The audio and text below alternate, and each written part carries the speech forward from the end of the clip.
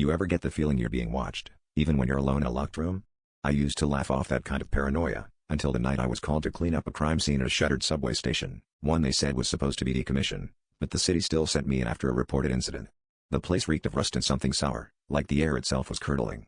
As I set up my gear under flickering fluorescent lights, I couldn't shake the sense that something was lurking just out of sight, waiting for me to notice it. The blood trail started on the cracked tiles and led down onto the tracks, pooling just before the yawning mouth of the tunnel. I got to work, scrubbing with practiced detachment, but the stains wouldn't lift, no matter how hard I tried.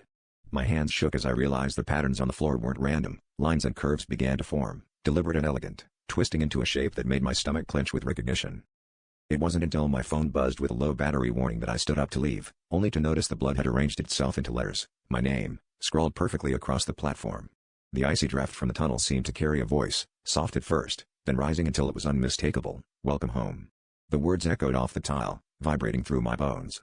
I stumbled backward, flashlight beam jittering, but every step seemed to drag me closer to the darkness yawning at the tunnel's edge. I tried to run, but the lights flickered out, plunging me into an inky blackness broken only by the red glow of my name, pulsing like a heartbeat. Something cold brushed my ankle, a slick, wet touch that curled around me, rooting me in place. I realized, with mounting horror, that whatever happened down here wasn't over. The station didn't want to be cleaned. It wanted me. And as the whisper grew into a guttural chant, I understood, I wasn't leaving. Not this time.